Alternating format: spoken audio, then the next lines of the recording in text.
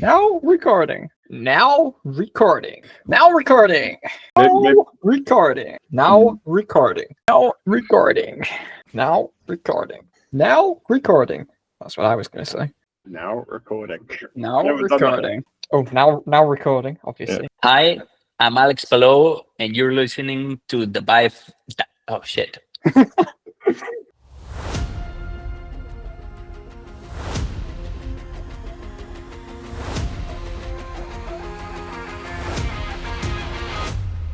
Welcome back to DIVEBOMB IndyCar Podcast, and after another 3-week bake for baking and shaking.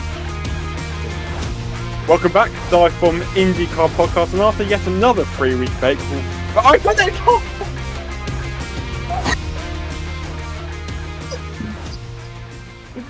Oh, that goes in the bloopers. Welcome back, DIVEBOMB IndyCar Podcast, to our first episode of 2026. And as you can tell by the slightly different intro, we're going to be looking back at the very best of the podcast in 2025. To give a bit of context to all sorts of intros you've seen, there's multiple different segments. The first bit of it is Archie just saying now recording about 10 times. Archie, do you want to provide the context for this one for our listeners? Well, so when we first started the podcast and we weren't weren't posting on, well, we were posting on YouTube, but with a still graphic, weren't we? We would record on Discord, and there was like a bot called Craig who would do the record. I don't understand Discord, so I don't know what the hell it means, but yeah, this bot would basically say now recording in like a really American accent. So that's the context behind that. And now every time Dan starts recording on our Google Meet, I say it still. Then we had Alex Palou try and intro the show. He didn't go quite to plan, though, as you probably heard. And then I tried to intro the show, and that also didn't go to plan, as I couldn't get the word out of break. Ended up being bake about 6 times. That was all the very jumbled intros. This is the actual intro to the show. Don't worry if you're very confused about the first minute of this episode. But as we've done in previous years, this is just a reflection of our favourite bits of 2025. So we have some of our favourite interview clips in here. We have some of our funniest moments. We have some of our running podcast jokes for the year in here. We have our reactions to the major events. We have a bit about predictions. And for the first time ever, we've got some bloopers in here, as you saw at the start of the episode. We're going to have more bloopers as the episode goes along, as you might want to see a little bit behind the scenes, some of our little mess-ups, which we find really funny. So we have included in this episode because there's no better time to include it. So this is looking forward to 2026 as well as reflecting on our very best bits of 2025. We'll be in and out throughout the episode just to expand on some bits a little bit more. We'll have a bit more in-depth of a reaction to the year at the end of this episode before we slightly preview 2026.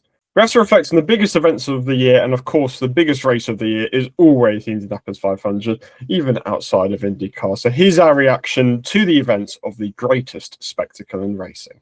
And as I'm sure you've all seen, it was Alex Palou victorious to take his 5th win in 6 races to start off 2025, and effectively define his legacy now as one of the IndyCar greats. He'd never won an over race, let alone the Indianapolis 500, and it was the only candle that anybody could hold against him that Palou hasn't won an over race. When he's now hacked that, he's now won the Indianapolis 500, and as I said, he will cement himself as an all-time great. A lot of people say you can't until you win Indy 500, and Palou did exactly that in true Palou fashion. It was a very, very Palou drive. He was patient, but at the same time, he was decisive. He made the moves he needed to when he needed to, and you always felt he was sort of running top 5, top 3 the entire race, and you just knew that'd be Palou versus somebody else at the end, and it was a case of if he could get it done. And on this occasion, had a bit of a traffic help him, but that's not to take away from what was a really special drive, and a driver who is now, as I said, cemented their legacy as an all-time IndyCar great. I kind of feel like this is just the way it was destined to go this year. I mean, given obviously the unprecedented season that Palou's been having, it almost would have felt wrong if he didn't win the 500 and just continue that form into the 500. And obviously, he's certainly quashed that notion that he himself said that if his career was to end in 20 years without winning the Indy 500, that it would not be a success and that it would be incomplete. He'll never have to contemplate that again because, well, he won't have to contemplate that silly talk of the fact that he's supposedly not good on ovals either, because I mean, I feel like that was purely circumstantial that he didn't have an oval win to his name, and that was a matter of time. And obviously, there's no better place to end that run than Indy. And as you say, Dan, I kind of feel like he did it in the most typical Palou fashion as well. I think early on in the race, he kind of played the percentages a bit. There was some slightly chaotic restarts where you had some massive gaggles of cars piling into turn one, and I don't think he took too many risks, but kind of as it went on, you kind of saw that calculated aggression that he's so good at producing, really. He's so measured and so precise, as we always say, in what he does. And as the race went on, he did gamble that bit more, and he looked on the back foot, but how kind of foolish we were to believe that, because he had more of a fuel save than Ericsson, and even Malukas as well, who stopped slightly earlier than Ericsson for his final stop. But it just looked like for the winning move, he kind of caught Ericsson napping a bit into turn one, unexpected, caught him off guard a bit. It was, again, that kind of decisiveness that we see from Palou. And yeah, he was just super, super patient, as we've seen so often with his wins this season, really. He doesn't panic if he's not in the lead. It only matters to him that he leads in that crucial final portion of the race. And it was kind of the inverse of 2021, where Helio Castroneves won from Palou, and he kind of used the lap traffic to tow him along. And this time, Palou knew that before his tyres wore down too much, especially given the fuel deficit he had to Ericsson, it was important to get ahead, and he could use that tow to help him a bit with the fuel save. And ultimately, he managed it so well that he could just push flat to the finish, and again was just being kind of towed along and got the job done. It was slightly underwhelming in a way that it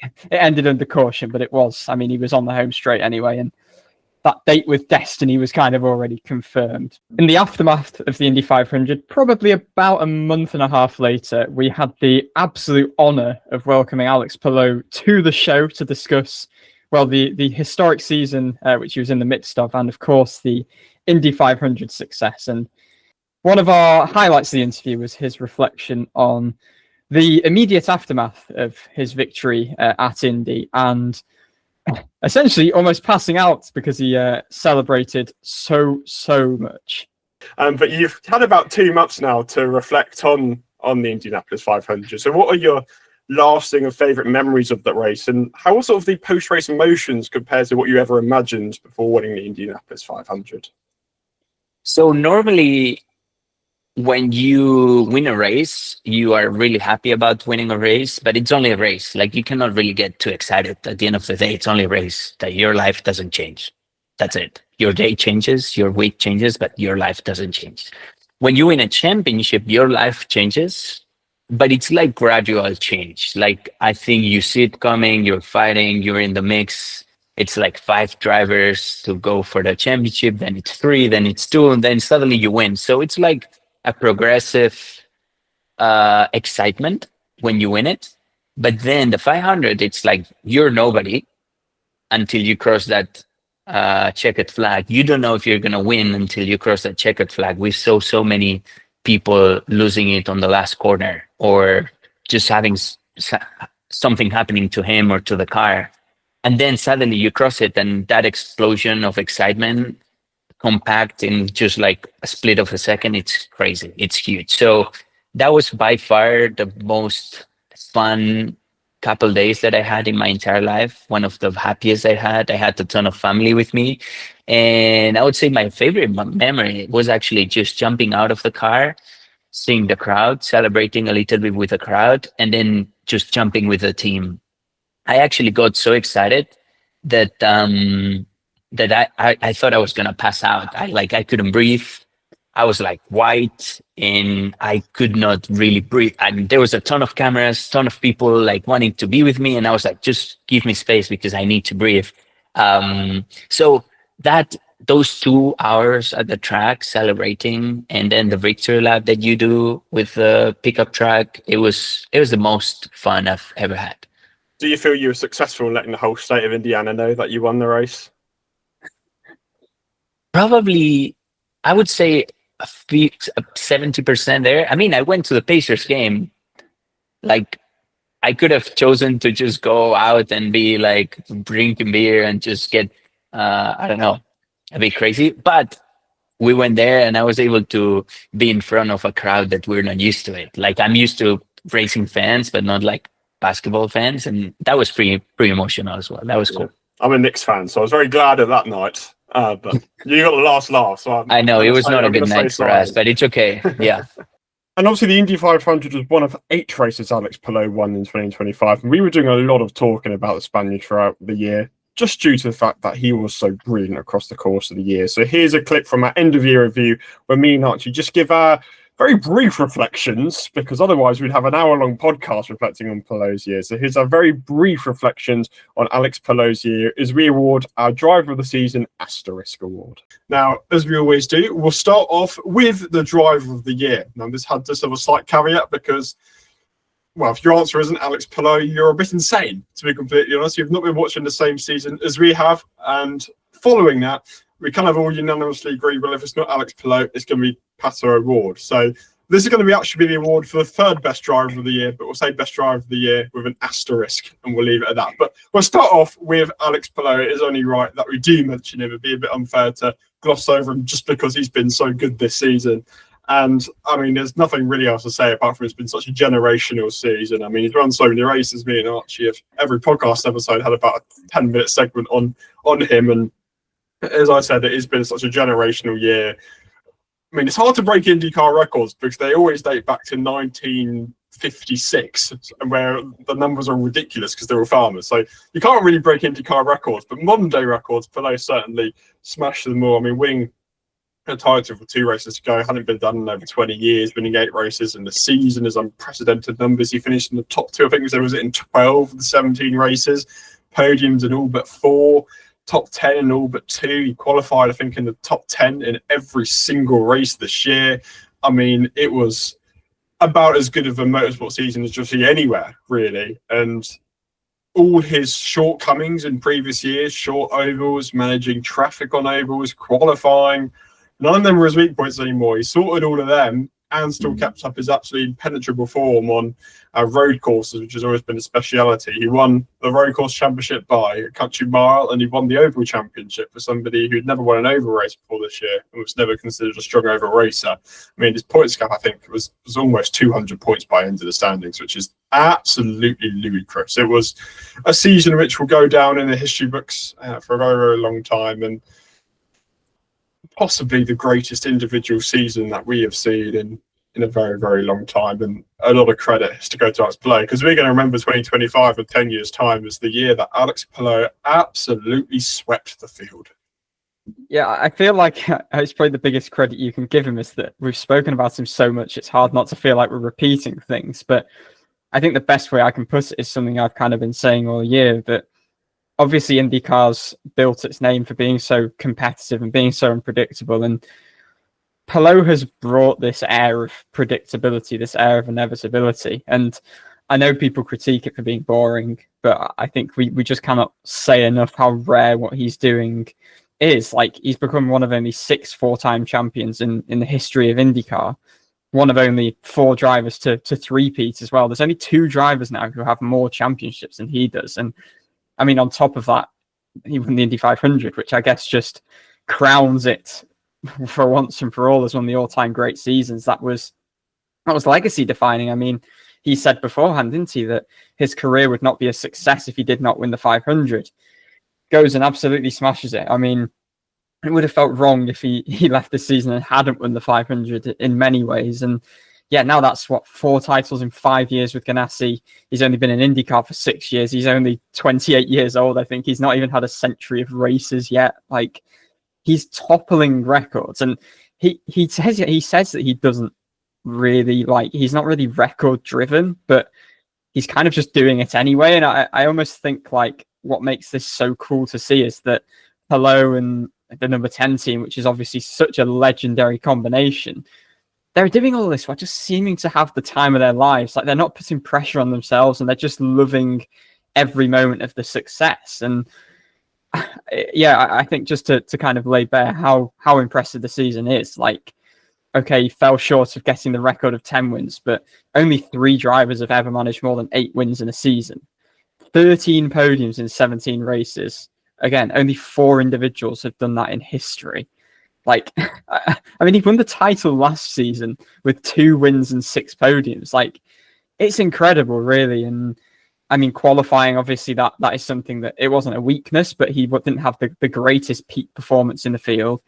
Now he has the highest peaks of anyone on every single type of track. Like, he qualified in the top 6 15 times in 17 attempts. Like, I think he was only, his worst qualifying was 9th. He was in the top 2, I think he had 10 top 3 starts. I'm not entirely sure about top 2s, but yeah, there's just nothing that really remains as like a chink in his armor. And I think we've just got to appreciate it. Like, I think IndyCar's obviously built its name, as I said, for being competitive, going down to the final race of the season. But actually, it's almost all the more memorable when you get a season like this because it is just so rare. And yeah, we've seen greatness unfold before our eyes in the last 6 months. It's been astonishing, and it's going to be fun to see people try and take the challenge to a guy who really doesn't seem to have any weaknesses anymore.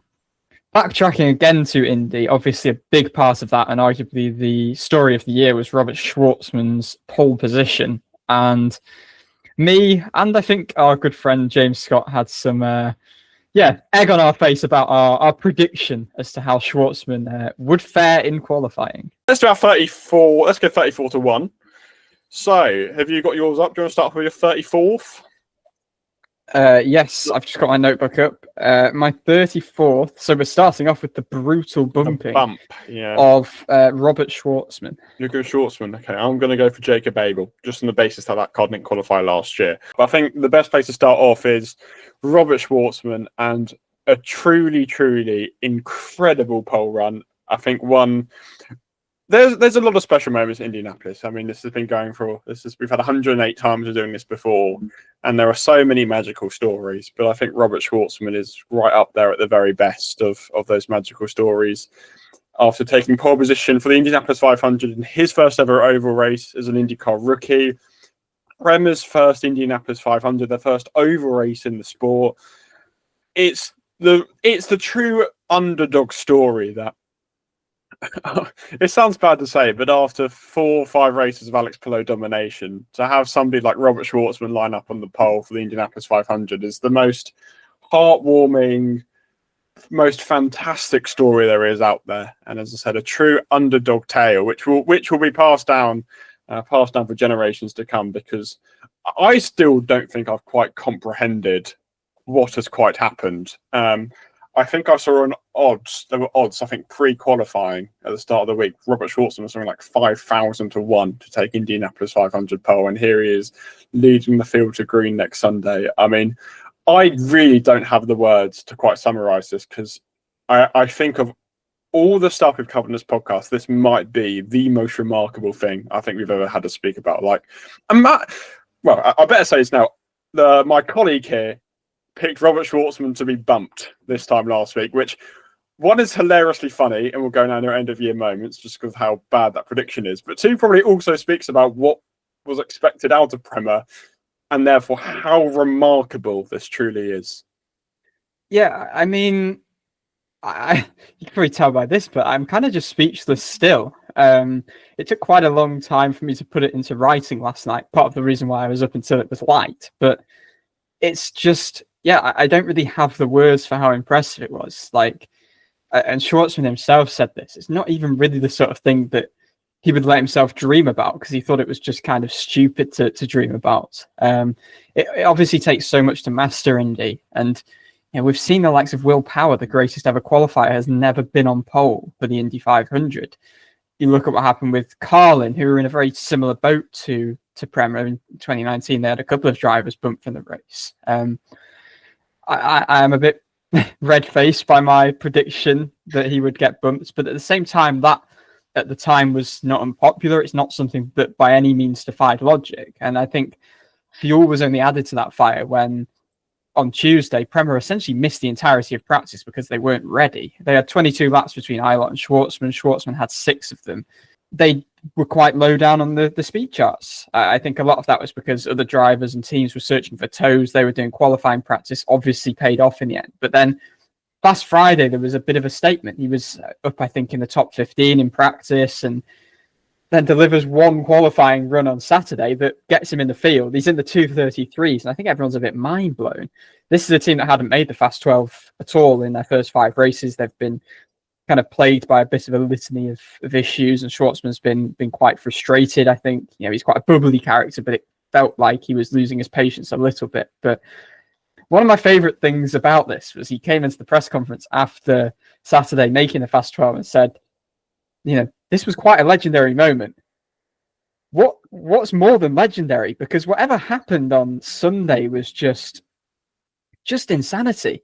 I mean, he's the real deal. It's 43 years since we've seen a rookie driver on pole, 42 years since a rookie team on pole.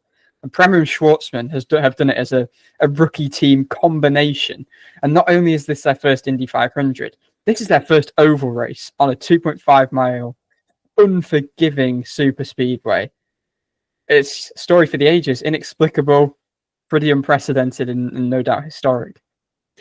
Yes, when he ran on Saturday, I was like, well, he's fourth in the draw, so you can put that a bit down to conditions, and went quicker the next day.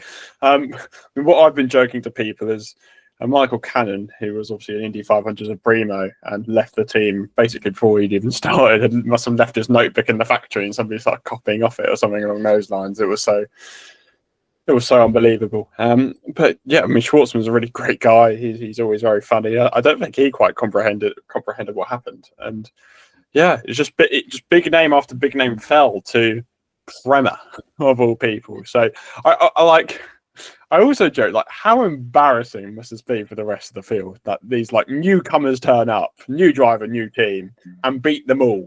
Predictions make up a very large part of this podcast, and you just saw one of the all-time historic Hall of Shame predictions on this podcast, too, Archie, but I was embarrassed equally when we reflected on our bold predictions of the year, which were made all the way back in February. I had a stinker, but on the other side of things, James Scott had an absolute masterclass. Here's our initial predictions made in February, and here's our reaction to them, which we did all the way in October.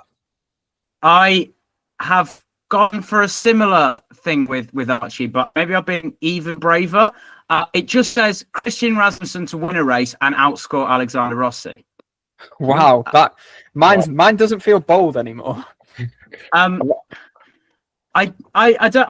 Again, I guess the same thing I'm talking about. Who's going to be the biggest surprise of the year? I rewatched some of the Indy 500 and some of the So I have got good, really strong memories of some of that group running in practice, and I don't know why, but it was always Rasmussen that stuck out. I just think that combination of that aggressiveness and the raw speed that he has, combined with that extra year of understanding on his shoulders, because he was caught up in a few incidents. Road America comes to mind, and especially, and I feel like those kind of errors, I hope, are going to be ironed out this season, and I feel like he has the knowledge in the Ed Carpenter racing car, and I feel like he definitely has the speed.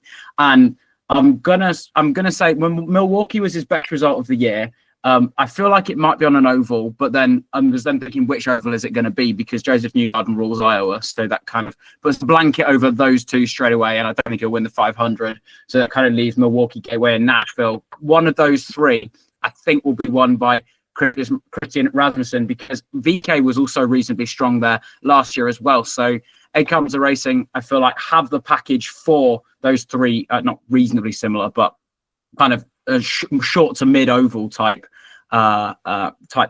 courses. It's not a bull ring like Iowa at 0.8 of a mile. And so, yeah, I decided that it's going to be Christian Rasmussen to win a race and, yes, outscore Alexander Rossi. That could really age like that Indy 500 milk in the sunshine, but we shall see. So, you ready? Scott McLaughlin will sweep the ovals in 2025. Big. Yep. The McLaughlin hype train is really showing this episode. I couldn't think of anything, and I was like, this one I have not convinced myself on yet. This one will take some time to brew. Maybe after he wins the Indianapolis 500, I'll be a bit more confident. This one needs to do some. We need to let it cook this one a little bit more. But no, I'm putting it out there. He podiumed on every oval last year. Oh no, he didn't actually. He did podium on Milwaukee 1 on Nashville 2, but he finished top 8 in every oval race, and he podiumed in 4 of them, I think. So 1, 2 of them. So Yeah, I think he's better than Newgarden in Iowa last year, and he's got Gateway knuckled down. He probably should have won Gateway last year. Milwaukee's got knuckled down. Nashville, he was pretty good at. Who say no? I'm going for it. I'm going for it. Sending it. Has it ever been done? Has it ever been done in a season with, say, 5 or more oval races? No, Newgarden was very close. Was it 23? Yeah. And that was why my original prediction was going to be Newgarden win all of them outside the 500s. That actually, I think McLaughlin's arguably just as strong an oval driver on current form. So let's go for McLaughlin and really stick it out there with my prediction. And as James said, one less over race, and he won the one at Milwaukee last year. So I'm going for it. This will be fun. So my bold prediction when this was made, well before the season started, so in February, was that, and I'm going to read it out, Christian Rasmussen to win a race and outscore Alexander Rossi. Then in the episode, I went on to say, I think it's going to be on a short oval. That kind of went absolutely perfectly. I don't think there's any way of sugarcoating that. It's kind of bang on. And this is a document that I haven't touched since we made these predictions. And when I looked at it when we were doing Milwaukee, and I was thinking, it could be on here. It could be on. And then, it all came true in the end. Rasmussen was 13th in the standings, Rossi 15th. Rasmussen won in Milwaukee. Yeah, it was very fine and dandy. Bravo, James. Excellent prediction. Chapeau. That is outstanding. Anyway, moving on. We'll move on to the next category. No, we won't, because Scott won every oval race. Yeah. I mean, McLaughlin let me down for the 500. I can't even argue this one. Yeah, I said he'd win every oval race because, I mean, I looked at the end of 2024 when he was winning ovals left, right, and centre and different track types, and thought he would be quick everywhere. And oh my goodness me, that couldn't have gone more wrong. I mean, highway crashed in qualifying and finished last in one of the races. He ended up with 2 podiums on oval, 1 0 of them. So yeah, that's another absolutely honking prediction from me. I'm not proud of that. No, we don't operate on this, and we won't do this. But if anything was worthy of points deductions, it would certainly be that. I don't think you deserve to score any points in the entire quiz, given how badly that went. Yeah, that I think that is going to go down the hall of shame predictions in this podcast, and we've spoken long about what's worse, that or Schwartzman being bumped. So it's definitely McLaughlin. No, it's not. No, it's not for my sanity. It's definitely considering not. McLaughlin didn't even see the start line for his first for the first oval of the season. It was over before it even began. Yeah, and then Iowa lost on that. So it didn't go well. Gateway had a mechanical failure. Yikes. One of our highlights every year is our prediction tournament that we run on the podcast, both between us two, predicting the Fast Six for every weekend, and with some good friends of the show predicting the podium. So here is our post-season reaction to how all of that unfolded across the year. There was no IndyCar Championship fight, but there is certainly a fight to win both the Podium Predictor Tournament and the Fast Six Predictor Tournament. Both me and Archie were very close. Not very close. One of us was leading, the other one was far behind, but not impossible to overtake. So both of these are on the line heading to Nashville. And as we said last week, we kept these predictions anonymous because we want the suspense. So what we'll do is we'll do the Podium Predictor Tournament first. Now, I believe you were on 44 heading into this, and I was on 40. So I needed to usurp you by 4 points and to have a chance at the championship. So my race winner prediction was Joseph Newgarden. So that's 3 points for me already. So you're in trouble. I'm My in trouble. second place prediction was David Malukas. So a bit gutted about that one because you probably would have been on for it before his crash. So if I've gone for either Scott McLaughlin or Alex Palou in third place, I'm in the position to claim the championship. So my third place prediction was Connor Daly. So do I claim the championship? You Whatever. claim the championship, whatever. So what was your prediction for Nashville to wrap the season up? I actually misremembered what I put. So I thought I'd put O'Ward, Palou, Newgarden. I actually put Palou, O'Ward, Newgarden. So I got 3 points. That's still a pretty good run out. Yeah. Anyway, Not bad. So Not bad. not bad at all. I felt like it was a bit of a difficult one for me because I feel like I had to go. I couldn't go McLaughlin, Palou, New Gardens, etc. because I felt like you'd go for the same thing, so I had to go slightly brave. Didn't quite work out, but congratulations, you've taken the title off me. Thank I'm you. very This is jealous. my first victory in one of these, so vamos! I mean, I was the defending champion for both of them last year, so yeah, congratulations, you've claimed the title off me, so well done. Very sad Thank it's you. a title, but well done. There's no cheating or no illegalities in this game. Well done. I will concede my title this year. I'll Thank you very claim much. that next year. Winner speech. Yeah, thanks to all my family and everyone who's supported me on this journey. It's, You can't do an IndyCar without mentioning a sponsor of some kind. it's a big life achievement. Thanks to Google Meet for hosting all our podcasts this year, and yeah, I'm delighted to claim this award, and I want to make it 2-1 next year. Okay, we still have the Fast Six Predictor tournament as well, so we'll do the opposite of what we just did because you were behind on points by 4, so you require 4 at least to claim the championship. So who were your 6 for this weekend? So to claim the Fast Six were O'Ward, Malukas, Lundgaard, Palou, Dixon, and Newgarden. I was going to try and prank you then and just say the Fast Six, but I can't bring myself to do it. McLaughlin, Armstrong, Malukas, Daly, Herta, Palou. I tried to go quite rogue. So you had 1. I think I had 2. Palou and Malukas. Oh, fine, yes. Malukas. But I tried to go a bit rogue and expect the unexpected because I knew I was more on the back foot than you were in the podium thing. Let's just put it that way. So, yep. Yeah, it would have taken a miracle. I went for the very stereotypical oval Fast Six in recent times. That's what I expected.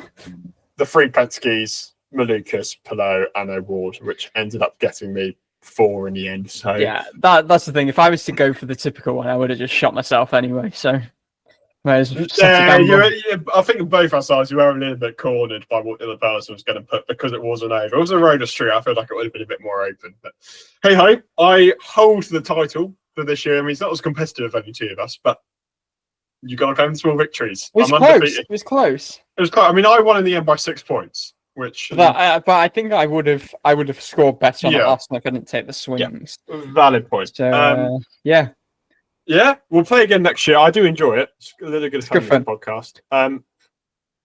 Eagle-eyed viewers will remember the 13th place tournament which we did for 2 weeks and forgot about it. I don't think it's coming back. I don't think it's coming back. But it was who won? I won that. I got Malukas right in St. Pete. That was shows how quickly it fizzled out. Yeah, so sorry for that. I don't think we'll do it again. But obviously, having guests is a huge part of the show. And Louis Foster became such a great guest. He unofficially became the 3rd host of this show, and I'm sure we'll see him again a lot more throughout 2026. And alongside that came many fantastic stories from Louis, which you'll see throughout the episode. But this one in particular got us mum particularly worried at the Indianapolis 500. One thing I will say, which you just reminded me actually, is when I was in the car on my phone before the race, I was sitting there. I was like, oh, well, I might as well text my mum because she's there at the race saying, like, there's a rain delay, like, just so you know, that's why we're waiting. Right? So I texted her saying, like, rain delay, by the way, like, or like rain on track. So that's why we're, whatever. Anyway, didn't get delivered because there was so many people on their phones. So I was like, whatever, fine. Lap 40, when the yellow comes out for rain, it goes through. My mum looks down at her phone, gets a bing, and it's a text from Louis as the yellows just come out for rain, saying rain delay. And she's like, is he texting me from the car? So he told me that after the race, and I burst out laughing because she genuinely thought for the rest of the race I had my phone in the car with me, which was amazing. A big part of 2025 was obviously IndyCar switching over from NBC Sports to Fox Sports, and with that, Will Buxton became a very high-profile addition to the broadcast team, coming over from F1 TV to take the lead commentator role.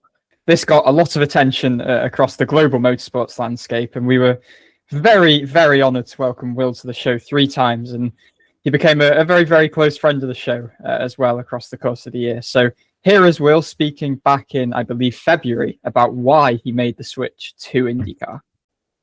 and I'm sure you've answered this question way too many times, but it's just our courtesy to ask it, is why did you make the switch? You know, you've been very successful in F1, you've covered that for years and years and years, and you've moved over to IndyCar, a great series, we will all say, but with much less recognition than it deserves. So what was the thought into the decision?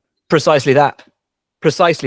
Much less recognition than it deserves. You know, I've been a massive fan of IndyCar. I can't even tell you how long. You know, I think my first time watching IndyCar would have been when Mansell went across in the early 90s as F1 world champion, and I used to stay up late at night and try and watch the races and not let my parents hear the fact that I was watching TV way later than I should have done, because I should have been going to sleep and going to school the next morning. And that's I think was my first taste of IndyCar, and then I've been really fortunate to work in motorsport for nearly 25 years, and you know, and over that time, you can't help but recognize the phenomenal racing that's exhibited in IndyCar. I've been lucky enough to go across, make friends in the paddock, made friends through F1 and Formula 2 and GP2 and F3 who've actually gone over and had success out there as well. And deep down, there was always a part of me that really wanted to go and do IndyCar. And actually back in 2012, when I was working at Speed Channel, which was a part of the Fox family, and they lost the rights to NBC. I didn't know at the end of the year if I'd still be working in Formula One the year after. And so I went to Sonoma that year, and the sole objective that weekend was trying to pivot and make my way out to IndyCar. It didn't quite work out then. It's taken a decade and a bit longer, but here we are. And you know, Formula One is right at the peak of how popular it's ever been, and you know that trajectory is only on the upward path. And so a lot of people will ask, why leave now? I consider myself incredibly lucky that I've been able to walk away while I was still in love with the sport, and be able to actually leave you know, of my own volition and of my own decision, and at a time that feels right for me, and to step into something that I'm hugely, hugely excited about, and genuinely is a dream come true, something I never thought I would ever have the opportunity to do. One, work in IndyCar. Two, get back into the commentary box. Those two things combined with the direction that Fox is taking, the impetus they're putting behind it, it was just too good an opportunity to pass up. You know, I couldn't say no. And alongside Wilf for the entirety of the year was Townsend Bell, and we got the opportunity to speak to him in October. As Will was reflecting on his move to IndyCar, Townsend was reflecting on the first time he commentated IndyCar, with a bit of a flashback to an old friend of IndyCar and a bit of a link back to his time living in the UK. So here's Townsend on his very bizarre and forgettable first Indy 500 broadcast. So I have a pretty unique story, guys, on my broadcasting transition, in that I never wanted to do it in the first place. And I said no, if you could believe that. When I say that now, it sounds absurd, given how much I enjoy sports broadcasting and love the team that I work with and really enjoy the job. But way back when, I was living in England. And I was living in Oxford, and I drove for Christian Horner and Arden in F3000, which is now F2, International F3000. And because I had come from IndyCar, much like Colton Herta coming from IndyCar to F2, I did the same thing back in 2003. And I had a call from a legend in British motorsports broadcasting, Andrew Marriott, if you know who that is, certainly know the name. And Andrew called and said, "Hey, I'm involved in the Sky Sports broadcast for the Indy 500, and we'd love to have you come in and be an analyst for the broadcast." And I said, "Well, I'm not really interested in doing it, but thanks very much for the call." And shortly thereafter, my father-in-law called my wife, and my wife sat me down and said, "I think you really ought to consider doing this." And so they convinced me to take that first job, and I went to a studio in London at Sky Sports and called the Indy 500 as my first broadcast, reluctantly. And only a couple years ago did I realize, somebody had sent me a YouTube link to that broadcast where I looked totally despondent and reluctant on camera to even be sitting there having to do this broadcasting job. It's hilarious. Looked like somebody had just given me a glass of raw lemon juice. And lo and behold, the pit reporter for that very first Indy 500 broadcast in Indianapolis on location for Sky Sports was Lee Diffie. And I had no recollection of that for 18 years until somebody sent that YouTube link.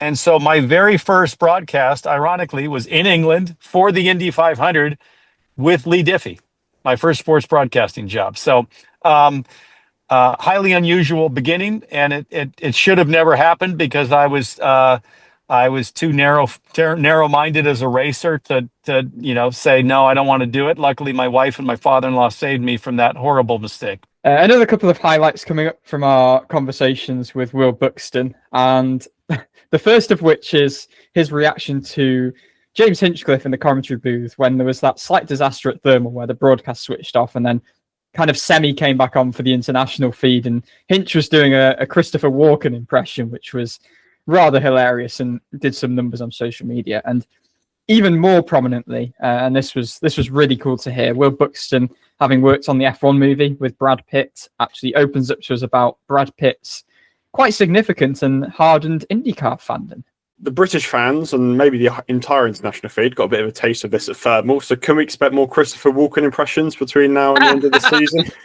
That's a question for Hinch, man. That was good, wasn't it? That surprised me. Hinch does a mean Christopher Walken impression. That is, you see, these are things I'm discovering about my colleagues that I never knew. I know Hinch pretty well, but I did not know he could do such a brilliant Christopher Walken impression. That was deeply impressive.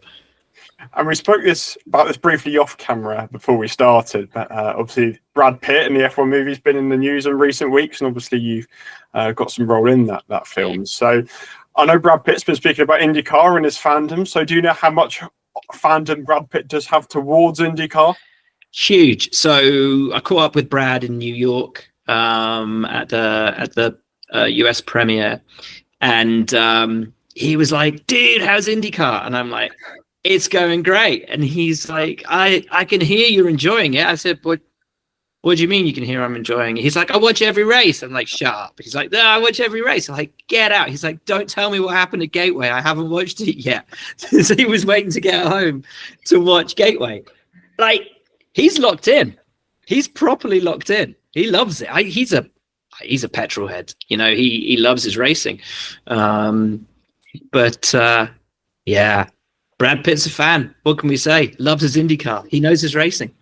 We've had many guests on the show this year, and unfortunately we aren't able to fit them all into this podcast. Otherwise it'd be about 4 hours long, which just maybe highlights the great range of guests we've had on this year. The one that was particularly insightful and stands out to us was Linus Lundqvist, as he reflected on his time away from IndyCar and his ambitions to return. We get to see if Linus will return for 2026 and beyond, but we're wishing all the best for him. One really interesting insight, though, from Linus was how he reflected on his first IndyCar races in 2023 when he got a sudden call-up and how his career completely shifted just on the basis of one race. Here's Linus's thoughts on how his big IndyCar break turned out. I can't believe it's almost 2 years since those first races with Meyer Shank, but I guess kind of looking back to that point, did you always know that those 3 races that you did were going to be really crucial in whether you had a future in IndyCar? And I guess knowing that, what was the pressure or expectation you placed on yourself those weekends, and how did you kind of deal with that, I guess? Yeah, I mean, I'm not gonna lie, I'm not blind, I'm not stupid. I knew that those were my opportunities. And realistically, if I didn't perform well, then my Indy career would have probably ended after that. But luckily it didn't, and you asked with the pressure, and I think somewhat in a funny way, all my career has been somewhat similar to that, because I don't think, apart from maybe 1 or 2 years of my career, I've had a fully funded season going into it, which meant that, some years, and especially like the 2022 year, for example, like it was almost a race by race basis. Like I had money to pay for another race, and then I'm like, all right, I'm out of money. What are we going to do? And then I was very lucky to have, I was in a great team that helped me keep going. And then I had some great sponsors and investors as well that said that, all right, well, you won the last race, so we're going to keep you going here. We'll put money for another race. And I won that race. So in a sense, I knew, throughout my career, it's always been like, hey, if you don't win, there's no next race. And I just had the same mindset for this one. It was like, all right, if I don't, obviously win was a bit of a exaggeration now, but if I don't perform well, there's not going to be another race, and it might end here. So in that sense, the pressure from myself didn't really change. It was just that arena that you were on was bigger, with more eyes that looked upon you, and the cars were a little bit faster too. So those 3 races in 2023, you sort of felt like you did pretty well. Looked, at least from our perspective, that you did a pretty good job there. So after that opportunity came, you feel you've done well. Is it a case of you're still trying to contact as many teams as you can, saying, look what I did here in these 3 races, I can do the same for you next year? Or was it a case of you're suddenly getting the calls in to try and hire your services for the next season? Yeah, I think that was the first time ever that actually happened. It's funny because, it was Nashville, and it was just 1 or 2 weekends before I was at whatever race it was before. And again, calling these teams and sitting down, and they're like, all right, we'll see about the future. Who knows what's going to happen? And then for the first time ever after Nashville, as I'm driving back from that race, which ended in the wall, I had a brace for my wrist too. I got hurt, and I thought that I blew my shot. I was just like, all right, that's it. Career over. You had your shot. It's over. But then for the first time ever driving back, teams started to call me saying, hey, you did a great job. What are you doing for next year? I said, whoa, roles reversed here. And then obviously the races after with Shank, I think went great too. The Indy GP and the Gateway race just kind of reaffirmed that. And yeah, I found myself in a position where, they called me once, but they started picking up on my first call to them, my first ring, which was a good feeling. As well as Alex Plough, we also welcomed Christian Lundgaard to the show, another one of 2025's standout drivers after his impressive first season with Aaron McLaren. So here is Christian Lundgaard reflecting on what was a stellar first year in Papaya. Looking back on 2025, obviously the first year for you at Aaron McLaren, just your general reflections on the year. Now you've had a couple of months to sit down and have a think about the course of the season. Yeah, at the end of the day, I don't really think my opinion has really changed on the season in general. I thought we had a good year. I don't think there's any doubt about that. Obviously, it would have been nice to get a few better results in terms of the championship standings and potentially a win or whatnot. But at the end of the day, I just feel like we had such a good year from the get-go. Changed teams first race of the season. We're leading half of the race. Yes, we're on the wrong strategy. But at the end of the day, I feel like we had a good year, and I don't think anyone can take that away from us. And I think it's a good springboard for us going into 2026 in terms of momentum, regardless of how the season ended. And we had a good running in Milwaukee and even in Nashville, qualifying third. So I feel like going into 26 we'll be very, very well prepared. Okay, that's some of our favourite interview clips of the year, but let's get on to some of our personal favourite moments of the year through the podcast. And when we do roughly 55, 60 episodes a year, once you include bonuses, you will inevitably have some entertaining moments. So we have plenty of them throughout the year, but one that was a common theme through the year was the newfound Armstrong ability, which, if you didn't know, was Marcus Armstrong's ability to suddenly spawn in the top 10 with no real explanation how he got there and no sighting of him on TV. You may be wondering, how did this first come about? Well, we found the clip where the Armstrong ability was first introduced and is now going to be a theme of this podcast forever. Honourable mention Nolan Siegel. He was the other one I was considering. I feel like he had a good weekend and people recognise he had a good weekend. Yeah, that's also fair. At what stage do people start recognising VK? I feel like he just still goes under the radar. Yeah, he does. I don't know. But he's going under the radar. But I think there's only 2 races he's actually finished this year that he's not been in the top 10, which is pretty mad. Because he always just spawns into lower end of the top 10. And then we can say how he's got there. It's like the Armstrong ability. You just spawn in somewhere. No one quite knows how, but the Armstrong ability, I like that. So yeah, that's what you phrased the podcast, the Armstrong ability, where he just spawns into a position nobody quite knows how, but it's the new Marcus Ericsson Day, the Armstrong ability. Yeah. That needs to be the episode title, the Armstrong ability. If he wins a race. Yeah. We have to create a glossary of the terms of the podcast. An Ericsson Day, the Armstrong ability, just random powers that people have. Dan enjoys mocking me for being such a committed and staunch IndyCar fan that I end up watching practice sessions of weekends that I was unable to watch, as was the case at Mid-Ohio, because I was actually at the British Grand Prix. And having watched the race back, I then went back and watched all the practice sessions, which was much to Dan's amusement.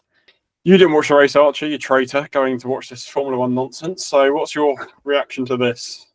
Well, I actually did watch more of the race than you did, because you didn't watch the first half of the race. And while I didn't watch it live, I actually watched the entire race. Wow. Well, part of it before I was in the car and then some of it in the car, because I went to Silverstone with my family for the British Grand Prix. I think I can be excused missing one race weekend in the season and still catching up on absolutely everything bar warm-up and second practice. That was the bits I'd not seen, but I do intend to even watch them while I'm doing some post-weekend writing now that I'm going to watch warm-up. I love the warm-up show. Okay, but you're gonna watch second practice. But it's just background noise when I'm writing. I don't think anyone has ever looked forward to watching back second practice. Hey, I need to keep up having watched every single session this season. Okay, is this including Indy Next as well, or? I'm not. I watched the Indy Next race. I've been doing well on that though. I've been watching Indy Next practice as well through the season. But it was interesting because while I was at the track, I didn't have any signal, so I'd occasionally get some signal, and I could check Twitter and see what everyone was saying. And yeah, the most alarming thing was when there was the big crash in the Indy Next race, and Sebastian Murray did a vertical flip. That was quite alarming to see. But it was other than that, it was kind of just watching live timing, and just, I don't know, it took me back to my childhood before I would watch loads of football or soccer, as you Americans listening would say. Let's not even give them that credit. It's football. It's good. Yes, it is football. But when I was a kid watching football, and maybe before I had Sky Sports or was that invested, I always just found it really cool just looking at the scores on BBC Sport at the end of the game and saying, oh, this is what happened. It kind of felt a bit like that. Especially I followed the end of qualifying on live timing, but the race was kind of just, the occasional Twitter notification. So coming up are our two favourite clips of the year of each other's random statements that have come out. So I'll start with my favourite moment of what Archie said throughout the course of the year. And this came in our Iowa reflection. And Archie is a very statistical guy compared to me. He's got all the stats written down as he reflects on the weekend. However, this stat in particular felt quite unnecessary in the context of the conversation. Kirkwood's probably the story because he's now dropped to fourth in the standings. There was talk a few races ago, especially kind of after Detroit, after Gateway, that maybe you could challenge Palou. I've not got the standings to hand. I think he's 180 odd points now behind Palou in fourth. Dixon's now exactly 180. I'm remembering stuff so well today, considering how much just to remember this weekend. Kirkwood finished the second race and he was down in the low teens. Was he 18th, I think? Yeah. Oh, brilliant. Did all right in qualifying, to be fair, to trust the car, and qualified 18th, 21st. That's not me remembering that. I did just check that. But yeah, he was obviously on the back foot for the whole of the weekend then. I think he was fourth in that Highline session at the time that he crashed, but those 10 minutes were all she wrote in practice. Where you are in Highline practice, your position in Highline practice does not matter. No, it doesn't. No, it doesn't in the slightest, to be honest. I don't know why I said that. I've just got it written in my notes. That is the statistics these listeners are wanting. Where they were in Highline practice when they crashed. Yeah, that was so pointless. So my favourite moments of the year from Dan was something that really shouldn't have been funny, because after Louis Foster's suspension failed at the end of the super long straight in Detroit, and he absolutely clattered Felix Rosenqvist, who ended up very deep in a tyre barrier and seemed to hurt his leg. He was all right and cleared after a brief precautionary visit to hospital. But Dan's description of Felix Rosenqvist ending up on a stretcher being, he was stretchered off, I found rather amusing, because it sounded like a footballer had just done his ACL or something and been stretchered off the pitch. So to describe a racing driver as having been stretchered off after an incident in which thankfully he was unharmed was very unnecessarily funny to me. And I kind of feel a bit guilty about it, to be honest, because it's not really that much of a laughing matter. But nonetheless, I found it quite amusing. So here's that. The final caution, which was a lot more dramatic was yet another strange RLL failure. I don't know what they're doing there to their cars to get all these bizarre failures. But anyway, it was Louis Foster's time to get the Rail Millennium Racing bizarre failure of the day, and that was his right front sort of suspension wishbone just completely collapsed down the straight. I don't know if it was the bumps or something, but it just completely collapsed, catapulted him into the wall, quite heavy on the right, and there was where sort of the wall was sort of going inwards a little bit, which could have made it quite an even bigger accident. Thankfully, well, not thankfully, he hit the wall and then hit Felix Rosenqvist, who neither of them could have done anything about it, and then both had quite a hard hit. Foster got out under his own steam, which was great because he had quite a big impact. But Rosenqvist obviously knew nothing about it and ended up quite awkwardly in the barrier. He said he hurt his leg and actually had to be stretchered off. Thankfully, IndyCar Medical passed him in the end. But it was a bit of a crazy day for Rosenqvist. The race ended off with a monster accident which caused a red flag. Sorry, stretch it off made it sound like it was a football match. What? It's just the fact you said he was stretching off made it sound like it was a football match. I don't know why I found that so funny. That shouldn't be funny. Oh god, I might have to note that down for the end of scene. It's not even that funny. No, it's just that I found it funny. It just made it sound like it was a football match. He was stretching off. The number 60 car is put on a stretcher. See, it was like a stretcher can take about a 2-ton IndyCar on it. Oh, it's amazing. It's just stretches. Oh god. Oh, brilliant. Okay, right. I need to just gather myself and I'll speak. One of our favourite moments of the year came just a couple of weeks ago, and to us it came out of an episode which we were expecting very little of as we were drafting our ultimate IndyCar driver. Now Archie came up with a great suggestion at the end where we have to combine all our drivers' names to make a collective massively long name incorporating all of their names, and we ended up with some rather amusing results as you'll see in this clip here. I thought that was a really fun draft, actually. Well, I don't think it's over yet. We need to come up with a name for the driver that combines all of the names that we have listed as part of this driver. That is okay, right. Well, do you want to give us 5 hours, viewers, and we'll be back to you with our combined driver name? Okay, me and Archie have combined all the names of our drivers, and mine just looks absolutely ridiculous. I'm not sure about yours. I'm laughing before I've even said this. Do you want to do the honours and go first? Okay. So my driver's name is Christuma Sefnor Mawudwa Ray. That's brilliant. Oh. So to make clear, where's Newgarden? Oh, he's the Seth. Rasmussen and Lundgaard did me a favour because I put the Christ in there. Malukas was the M. Daly was the Nor on the end of Christuma Sefnor. Kirkwood and Power in Mawudwa. And Ray will just made sense in the end. And Takuma Sato is the Uma. So there we go. Okay. So mine is... I'm losing composure before I've even said it. Skarklexito Haruchaman.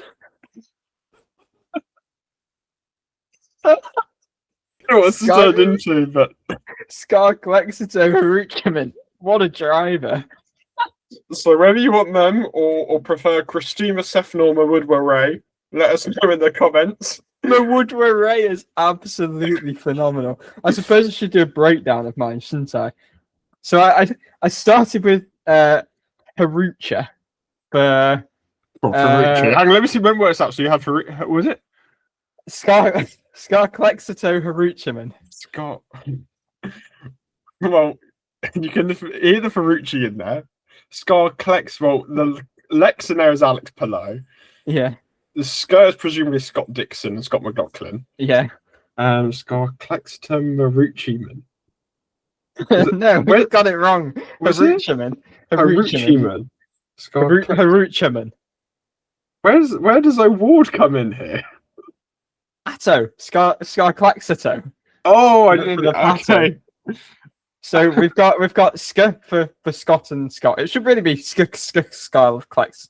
I've said it 3 times there. Well, in my case, mine should be Christuma Sefnor.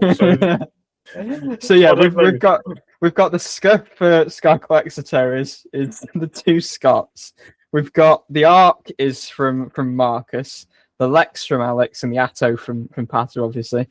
We've got at the start of Haruchim, and the Her is obviously for Herta. Then the Ruch is from Ferrucci, the is Foster, and the Man is from Robert Schwartzman himself. So I think that's really that was a great idea to do that. Long-time listeners of the show may be familiar that I'm a big New York Knicks fan, but obviously Knicks have a big rivalry with the Pacers, as much of the IndyCar paddock like to share. And back in May, during the Indy 500 time actually, the Knicks and the Pacers played each other in a very competitive Eastern Conference Final series. Archie himself isn't a huge basketball fan, which is why this moment came as such a massive surprise to me. I will clarify, not a huge basketball fan also means not a basketball fan at all. And I really just wanted to wind you up. So I think as I said in the clip, with an Amazon voucher in hand, I knew the perfect way to do that for some podcast entertainment.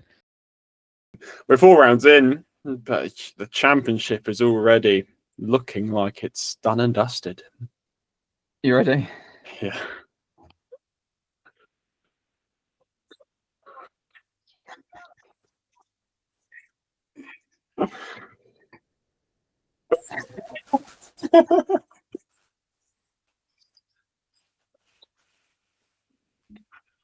What did we say? Why? Where's that come from? I had an Amazon voucher, so I thought, like, I don't know, just may as well. You remaining like that rest of the podcast? Yeah, let's just do it. Fine, because if we want to play that game... Okay. If we want to play that game, we'll do this for the rest of the podcast. I mean, first of all, I hope at least those Indianapolis-based viewers like my brand new attire. I can't admit, to be honest, to being a basketball fan at all, but it's become a bit of a running joke, hasn't it, Dan? That I don't know. You're obviously a big Knicks fan, as he slots the hat on. But the Pacers seem to be, especially with the month of May, there's this thing always made of Pacers and races. And obviously the Indiana Pacers are kind of semi-named after the Indianapolis 500 pace car. So I just thought, with all the chat and all of the popularity of the Pacers in the IndyCar paddock, a bit of money left over for my birthday. So let's cop an Indiana Pacers cap. Make its debut on the podcast today. But yes, let's not get sidetracked. On to Alex. Well, let's absolutely get sidetracked. You picked the wrong team. Scott McLaughlin is the only one in the IndyCar paddock who's doing this correctly. So, I mean, basketball viewers both know my beloved Knicks and Archie's sort of beloved Pacers are both in the conference semi-finals. Big win for the Pacers yesterday. So they started off their run very well. So Knicks go tonight. So, I mean, we're going to lose probably, but I've still got to rep them. This podcast for about 5 minutes. I'll take his hat off. I think sort of beloved Pacers is a very good way to put it because I know nothing about them other than has a bit of a link to IndyCar and I quite like their badge. But yes, Alex Palou. Anyway, we're very fortunate to have IndyCar media accreditation, which means we are exposed to some slightly amusing moments in press conferences, none more so than Indy 500 Media Day, I believe it was, when a conversation between the front row, particularly Pato O'Ward and Robert Schwartzman with Takuma Sato in the middle of it, rather bemused, really caught our attention. So here is that whole sequence. It was absolutely hilarious. I had my favourite ever press conference moment in this press conference same. with O'Ward and Schwartzman. So just to give you some context, the rookies basically have to, well, it's like a tradition when the rookies milk a cow, but it doesn't seem to be that well followed for whatever reason. So Schwartzman was asked about milking the cow as a rookie, and then O'Ward chimed in saying, I'm jealous I wanted to do that. I've never milked a cow. My guess would be because he did in 2020 when obviously COVID was around, which was when he was a rookie, so they probably didn't do it then. Then Schwartzman was saying that's when you need to have good luck winning the Indy 500 because the woman that sorts out this cow came to him and said, people who didn't milk the cow have never won the Indy 500 and they usually didn't finish. It's bad luck. Whoever didn't milk the cow. But then Sato chimed in and said he didn't do it, and he's run it twice. So that woman's obviously quite clearly wrong because Sato has won it twice despite not milking his cow, apparently. Anyway, O'Ward was just going on a tangent here and said, I'm going to find a cow and I'm going to milk it tonight.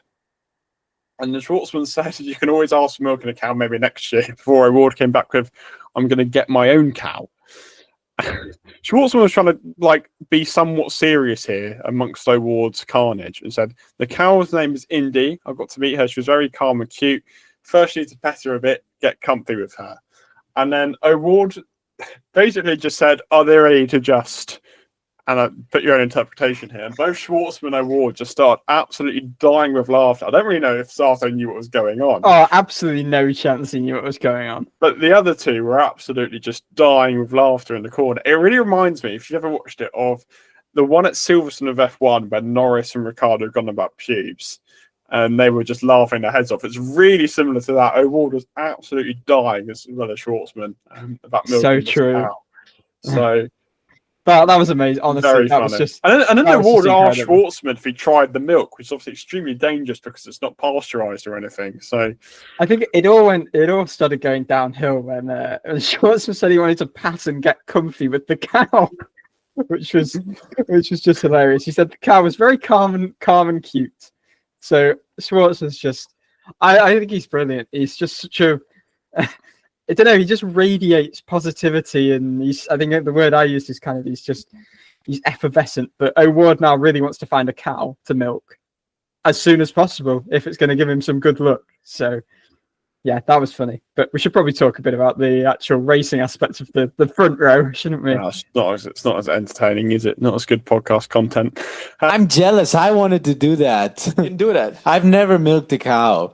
Man, you know what? Hold on. You know, that's maybe what you need to have a proper good luck for winning Indy 500, because the woman, she came to me and said, the people who didn't milk the cow, they never won Indy 500 and they were like DNF, and it's a bad luck. Whoever milked the cow, as like Alexander Rossi did it, he won the Indy 500. So you got to milk the cow. I was like, all right. I'm going to go Sounds buy like a I cow have and I'm going to milk it tonight. No, I was gonna say I didn't do that. Oh, really? No, Well, it's maybe there is some other ways Yeah, maybe- you can get away with that. Yeah, but you can always ask for a milking a cow. Maybe next year. Ask for it. Okay. Get my own cow, you know? The cow name was Indy, actually. You know, I got to meet her.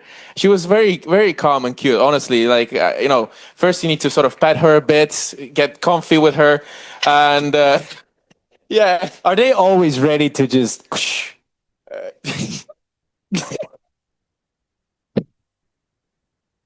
I'm sorry, what was that?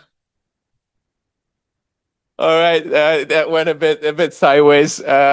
I guess so, man. I guess, but again, as I said, try next year, man.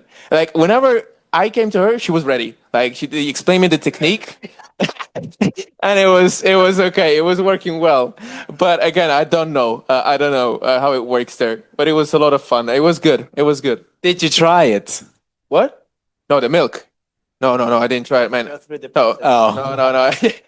Just don't drink in the low. yeah, just don't do that. Yeah. I just imagine Pato next year just underneath the cow, just like Maybe that's a good cunning plan, huh? yeah. Next question. With all the guests we have on the show, we like to have some funny moments, and Louis Foster probably provided the most of them, being our most frequent guest of the year. One of our most interesting answers when we had asked Louis if he'd ever been spotted in public, and here's his rather amusing answer to how he was spotted in a strange location. You've been recognised somewhere random, like a Starbucks or a gym or somewhere, or I got recognized 2 days ago. So, okay, the podcast hasn't heard this yet, but obviously I told you about my broken computer beforehand. But I also had a broken phone like 3 days ago, right? My phone also, everything's broken in this house recently. I don't know why. But I updated my phone, my iPhone, and something went wrong with it. Couldn't get it to work. It was stuck on some random iPhone recovery screen. So I went to Apple to go and get it fixed. And I walk in there, and I'm sitting there for like 15 minutes waiting for a tech guy to come and help me out. And I'm on the Genius Bar thingy, right? And some guy walks over to me. I'm like, oh, thank God, finally. Like, okay. And he goes, Louis Foster? And I'm like, yep, expecting him to help me with this thingy, right? And it's one of the Apple techs. And he goes, congrats on Rookie of the Year. And then walks off. And I'm like, okay, firstly, thank you. I appreciate that. But secondly, help me. Like, don't leave. Like, help me. Like, what are you doing? So that was funny. Because I fully expected him to be trying to help me. But it just shook me that he recognized me. But you get it in Indianapolis sometimes, to be fair. Like, you will here, especially, people do know IndyCar drivers and know that they're around. But no, it's not like I've gone to, I don't know, Florida and people are like screaming my name. It's no one knows who you are, which is nice in a sense. You get a little bit of obviously privacy and be able to be somewhat normal. Whereas if you're, I guess, a Formula One driver, Or Pato. or Pato, or Pato, you'd be recognized most places you go to. So that anonymity can be nice actually sometimes. So yeah, noticed it a few times. There's been a few weird ones that are just super random, but it's cool when it does happen. You can't leave us hanging. What was the end of the phone story? Did the guy come and help you? No, he left. He didn't come. No, well, I think to be fair to the guy, I think he was on a like they had like set tables and he was like set a different table, and then like 5 minutes later a guy came and helped me out. But it was just funny to me because I wasn't expecting that at all. Like the next words out of his mouth after me saying yes, I'm Louis Foster was him. I did not expect it to be an IndyCar related thing. I expected it to be like, what's wrong with your phone kind of thing. But it just caught me so off guard. I just laughed about it. But yeah, that one was funny. Here is Linus Lundqvist about a slightly bizarre invention that I think it was some of his mechanics made. So this was one of my absolute favorites, and it was very, very bizarre. Yeah, that and the no AC in the houses. It's something that I'm very thankful for here, because I lived my last year in a place in Leatherhead with two other mechanics and then another guy that they knew in a house, and it was a cool house. We had an old gym and whatever. They turned in a car into a pool that they put in the backyard too, which also functioned as a grill. It was awesome. I love living with mechanics. I'm like, all right, you guys are so great if you can make shit happen. I love that. But the no AC killed me. It wrecked me. That might be one of the craziest things I've ever heard. That is really quite impressive. One guest we had on very commonly throughout 2025 was Dennis Hauger, who was the Indy Next champion. Now, Dennis seems to be suffering from success, as you'll see in the next clip, as we split this into two clips to see the before and after to a very important question. Obviously, one of the quirks about winning an American championship is you get a ring. That's very different to how it is in Europe. So how does the ring look? Do you like that sort of concept? It is very different to what you have everywhere else, isn't it? So, yeah, I mean, it's so cool when I got that ring up there, and that's a big ass ring, and you've seen that. I mean, that's a very American thing, as you said. Like you get that in all the major leagues in the US, and in the 500, obviously, you get a big ring. It's not quite as big as the Indy 500 ring, but it's still pretty big, and yeah, that was really cool. I like the concept, and it's for sure something I'll keep with me until the day I die. are you going to wear it, or is it going to be on display? Have you got any plans for it? What's going to happen? I don't know yet. Right now. I don't have it on. Like it's stored in a secret place. No, I mean we'll see. Maybe I'll take it out and use it for the 2026 season, but I think it's a bit too big to wear under the gloves at least, so we'll see. I remember last time we asked you about your championship ring. So have you sorted out what's going on with that yet? Is it on display somewhere? Is it worn at all? What's going on with it? Still in my backpack, to be honest. That's amazing. I haven't really got the place for it yet. I've been going a bit back and forth, but yeah, it's still with me, and I have to find a good spot for it. What about your hats? Have you got all your hats on display somewhere? All of the hats that you've got from your wins and your podiums? I mean, I kind of I've worn the last podium cap I've had like until the next one without really thinking about it. I just, this is a cool cap, and then I just worn it for a while. But yeah, some of them are in my apartment back home. Some of them are here. So yeah, kind of a bit everywhere. Just they look pretty good, most of them. Like the Indy cap I got when I got the win here was pretty cool. So yeah, I find them nice. Pretty cool. One of Louis Foster's visits to the podcast came in the aftermath of the Indy 500 Open Test, and it was his first taste of the Indianapolis Motor Speedway Oval. So part of that was doing the rookie orientation program, where you're actually required to run a bit slower than you would like to usually. So here is his very strange analogy as to what it feels like to be driving slower than you would like in the IndyCar around IMS. So I think it's a great thing that they do. And yeah, like I said, it was trickier than I thought, for sure. The thing is, and everyone says the same every year when people do the rookie orientation, the reason why it's so hard is because the cars aren't built to go that slow. So it doesn't have the downforce and it doesn't have the compression that it usually has. You know, it's like, I don't know if there's something else I can describe it to, but it's almost like it's kind of like, I guess, trying to run at a certain speed but doubling your like pace of your feet, like running really quickly with like, instead of doing long strides, like doing that, and it feels wrong, it feels weird, it's not right because that's not how you're supposed to run. It's a weird example. I don't know if that makes any sense, but bottom line is the cars aren't meant to go that slow, so it hasn't got the right amount of downforce. The setup isn't set up for those speeds. It's wanting more load, it's wanting more Gs with the way the cars are set up. So even though you're going slower, it's a lot less stable. And I remember after my first run, never in my life have my forearms hurt so much with how much I was gripping the wheel, with how petrified I was. Because I was like, I don't know what the car's doing. It's like super unstable and I'm worried I'm going to crash. So I came in and my arms were so sore. Not because it's physical. It's not a physical oval at all, but just from how much I was gripping the wheel in nervousness. But yeah, we got through it fine. So, you know, I was happy to take that box and then get in some proper running. One game show we like to play throughout 2025 was Connections, where you'd get 16 drivers and have to work out what 4 categories each 4 drivers went into. It's a game we probably played about 3 or 4 times across the course of the year. But none are more legendary than this moment, where I went on an incredible streak to fill out the connection grid.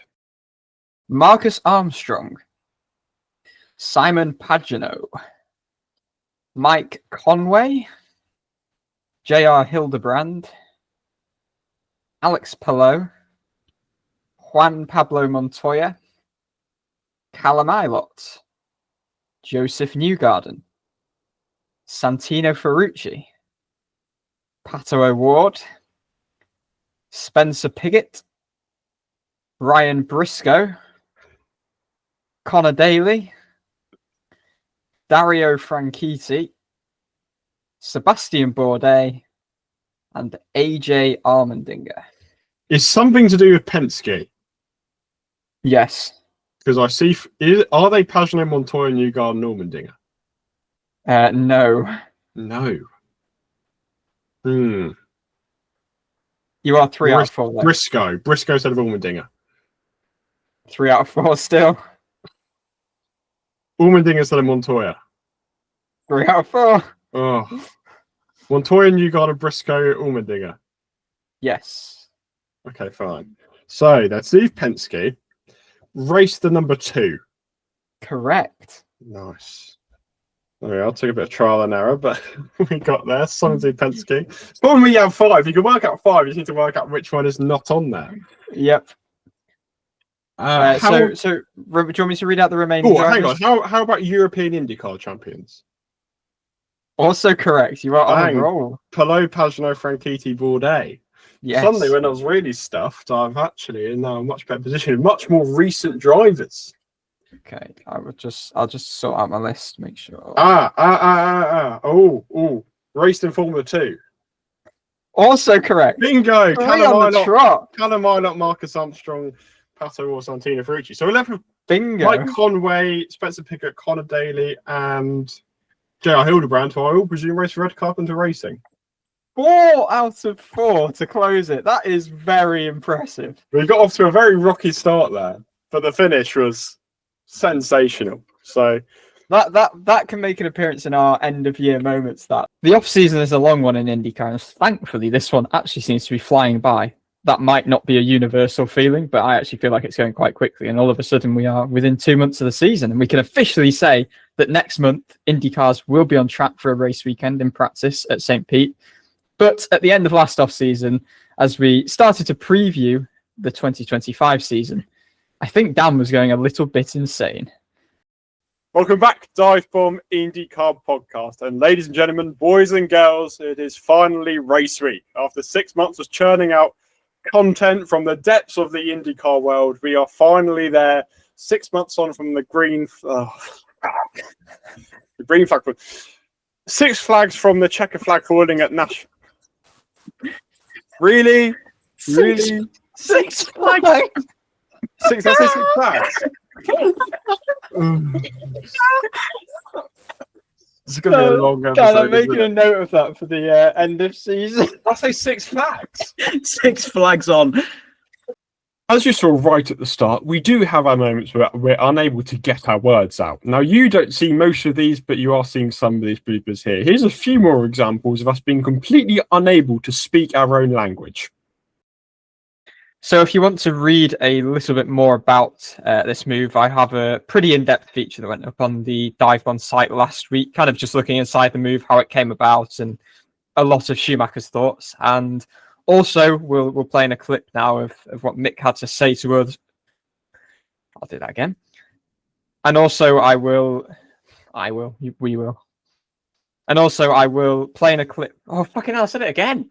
Malukas finishes behind Ferrucci 17th ahead of the two Honkosses. Honking Holiger Racing. I might have to note this down for the Honking Holiger Racing. No podcast comes without its technical fumbles.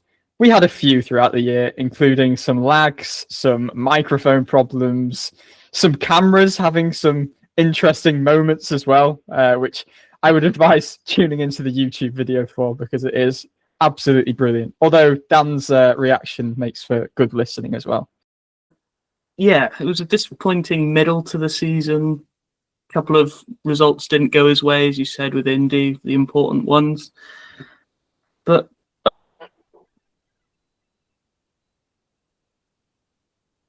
overall, I'd say it was an all right season. Again, it's about it just went a little bit laggy. Oh dear. I think it might be because Dan seems to have the same reaction to it as me. Dan is on mute again. I think he realises this time. It was just the last 20 seconds or so. You shut up. Okay, that's fine. Good. What's happening now? My headset died. Oh, dear. what a My spat. laptop's out of battery. My tablet's out of battery. And my headset's just died. This is going so It's well. not been a very good episode so far. This is what Right, happens we're when we plugging- record at 11 at night.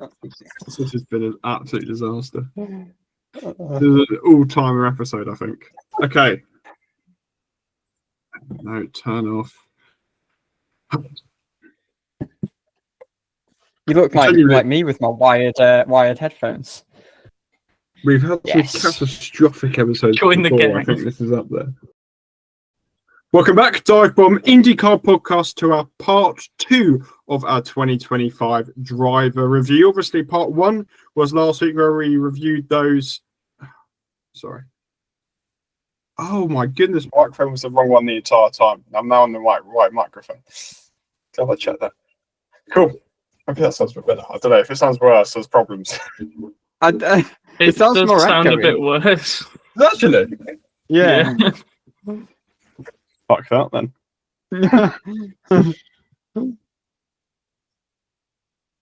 You're on mute.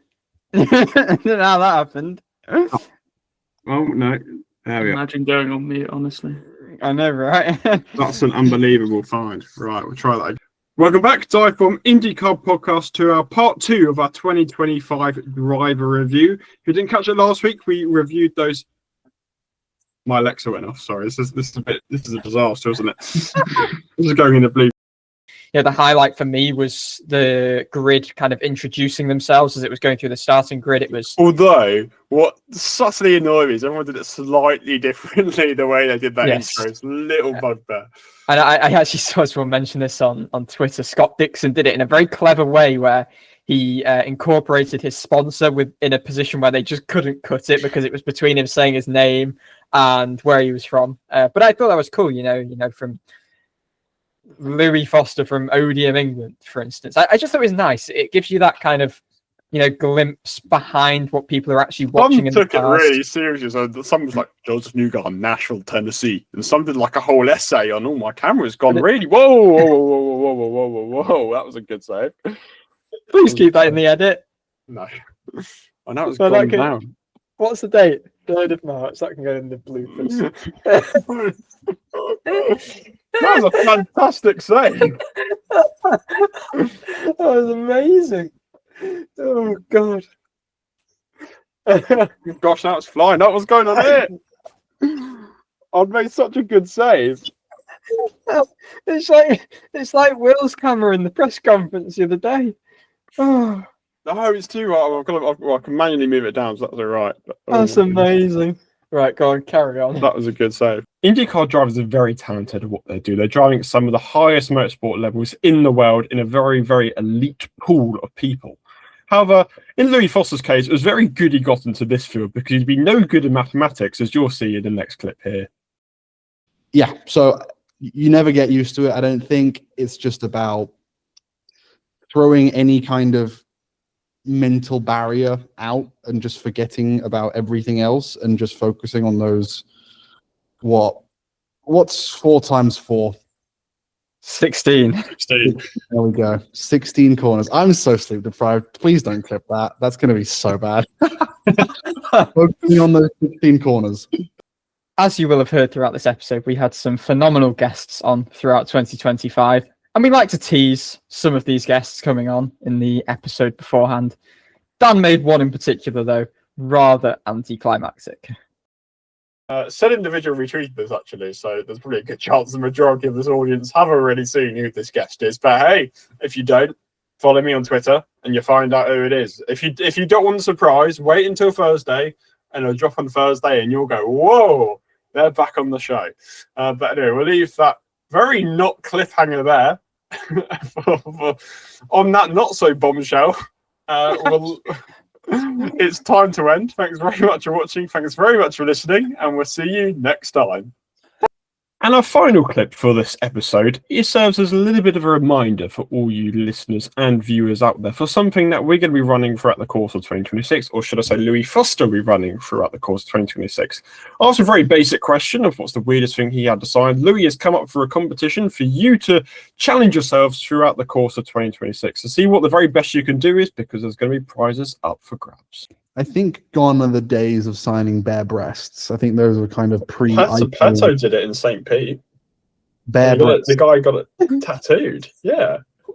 Oh, I meant like a woman lifting up. Oh, woman. Oh, okay. Yeah, those days are gone. Like the olden days. I don't think that happens. I mean, maybe to Pato. I don't know, but not for me. But I don't know. I signed a belly once. That one was interesting. I've signed a t-shirt with my face on it, like a cutout of my face. That one was fun as well. Gosh, what else? Nothing, honestly, nothing insane. It's not like I'm about to sign like a baby's forehead or like, I don't know, someone's cast or I don't know, nothing weird. 90% of the time it's just, you know, the hero cards that we have. But yeah, nothing crazy yet. I will keep you updated. Maybe if someone sees this year and next year they want. So, any fans listening to this, we'll have a competition of what's the weirdest thing you can get Louis to sign. Yeah, across the course of next year. Yeah, let's do that. And the winner gets a signed pair of race gloves. How about that? Oh, excellent! Excellent. Bring it on. Thing. And you have to get a photo of me signing it. And you have to tag me and DIVEBOMB. That's the deal. Oh, okay. Excellent. Let's start it. So that's it. That's all the clips we've got from the end of year special. I hope you've got to this point, and I hope you've enjoyed the clips as much as we had. We had a superb year in the podcast, as you can see by the previous clips. As always, we had some very funny laughs, and bear in mind this makes a very small percentage of the fun we have in this podcast. We've challenged ourselves in very fun ways, whether it's drafting your ultimate IndyCar driver or playing game of IndyCar connections, whatever it may be, as well as the analysis and reflections we provide on each race, and trying to continue to grind out weekly episodes, which is still a challenge. And I know we said our New Year's resolutions would be episodes to be out on Tuesday. I know it's about Sunday now, but technically this is still a 2025 episode. We're just late to it. So that starts lots of next week, listeners and viewers, and we will do our best to have them back out on Tuesdays on a regular basis once again. Now, it's obviously been a great year for the show, and I know we've got many new listeners this year, mainly down to some of the interviews we've had that have hopefully brought you to the show. We really hope you've enjoyed listening throughout the course of the year. As I said earlier, we do kind of 55, 60 episodes a year, including bonuses, and we really do enjoy what we do. We really hope you enjoy listening as much as we do creating the episodes. We've had some superb guests. I think definitely the highest caliber of guests we've ever had, as Archie would agree. Will Buxton right at the start of the year. Obviously, Alex Palou is a real highlight. Christian Lundgaard. We've had Jacob Abel, Stingray Robb, Louis Foster, Connor Daly, Dennis Hauger. We've had a load of the Indy Next guys as well, which is definitely worth listening to as well. So there's a whole range of different interviews we want to listen to. Linus Lundqvist, Jack Harvey, Townsend Bell. The list goes on and on and on. So they're obviously all worth listening, especially through the off season where maybe you don't get your IndyCar fix. It's definitely worth catching up on some of them, as well as some very close friends of the show, such as James Scott and Tom Gaymore, as well as Evan from the DIVEBOMB IndyCar team. So always appreciate their contributions as well. Always great fun to have somebody else on the podcast other than ourselves. It's been an absolute pleasure. I mean, I like to think we continue to maybe bring something different to the IndyCar media space as two Brits, where the series really is undercovered, I would say, and also the fact that we are kind of the younger demographic, which is something IndyCar is very much trying to grow, but probably lacks in that media space as well. So yeah, hopefully something refreshing, something a bit accessible for people as well. And I think the numbers and growth have been incredible. Like when we received the email about our own kind of personal Spotify Wrapped, it was pretty staggering, really, because we started this, I mean, getting on for 3 years now as a humble little podcast with, you know, we just wanted to have fun kind of talking about the series, covering the series. And I don't think we ever expected it to kind of get as big as it has, and obviously get the profiles of guests on that we have managed to, which has been amazing, really. Like getting the 4-time champion, the Indy 500 winner, the guy who's holding both of those at once on the podcast. I mean, God, you could have told us that a year ago and we would have absolutely not believed you. So that was amazing. It's been amazing, really, just covering the series in general, crossing paths with so many people, and just getting this access and being able to tell the stories that IndyCar has to offer that maybe aren't told massively, and hopefully just give a bit more exposure to the series. I just wanted to shine a light actually on some of the numbers that we got through from our Spotify Wrapped. The listening time, it says on Spotify, has gone up by 235%, which is kind of mad. 174% increase in followers. We had 178 fans for which it was a top 10 show for them on Spotify, 115 for which it was a top 5 show. And for 28 people, and we are massively grateful for this, it was their number 1 show on Spotify. So that's incredible. Total new audience was 999% increase, which I thought was a pretty amazing stat. 30 countries overall we've reached. We've got, well, particular popularity apparently in the US, our top country, but also obviously the UK, and we're popular in the Nordic countries apparently. So hello to all of you guys. It's very, very great to just know how many people are tuning in from so far afield, really. It's incredible, and here's to so much more in 26. Yeah, so a huge thank you to all the drivers, all the personnel, and all our guests who give up their time to join us on the show, as well as all the people behind the scenes who don't get the credit they deserve, who regularly do make these things happen for us. And obviously, a huge thanks to you, Archie, for joining me across the course of the year, and here's to another 12 months of the same business. And a huge thanks to you too, Dan, without whom, well, the entire DIVEBOMB operation would not be afloat. And I mean, you do the dirty work of the podcast in editing it and doing some slightly late night shifts. I guess it sometimes helps that you're up watching basketball or whatever, but nonetheless, it's the graveyard shift. You have to put it that way. And also, without that, the podcast would not be reaching everyone's ears every week, or reaching your eyes if you're watching on YouTube. So yeah, massively grateful for that. And yeah, very, very honored to continue to have the opportunity to do this. So that's our reflections on 2025, but we're, of course, going to be planning to continue throughout the course of 2026. That's not just on here, that's all the work we do on the DIVEBOMB website, www.dive-bomb.com. And me and Archie will have features hopefully during the off season, as well as once the season goes live. So stay tuned for the content there. The season starts in less than 2 months. We're obviously really excited to get that going again, because preview season will be just around the corner on the show. Only about a month and a half away. We've got our content days coming up at the end of January, where we speak to all the drivers who are going to be racing across the course of the year. So we're going to get some great insights from them as well. And we've got some really exciting plans in the works for the rest of the year. So stay tuned for them. You'll find out at some point in the future if everything falls into place. And of course, we hope for more podcast entertainment. We're hoping to get more guests on the show this year. Hopefully kind of the same caliber as we've got throughout the course of 2025. And of course, we'll try and continue doing them weekly for the rest of the year. And if you've got any feedback for the show, or you've got any suggestions or anything you want to see, let us know. Right, we're going to round out with our new music on the show, which you may have heard the intro, but it is new music. So again, we hope you enjoy our new little jingle on the show. And thanks you very much for watching. Thank you very much for listening this time. We know it's been a bit of an action-packed episode, and we'll be back to our usual order next week. But we obviously really appreciate all the support and really appreciate all of you who listen. I really hope you enjoyed the podcast. So as I said, for this time, thanks very much for watching. Thanks very much for listening, and we'll see you next time.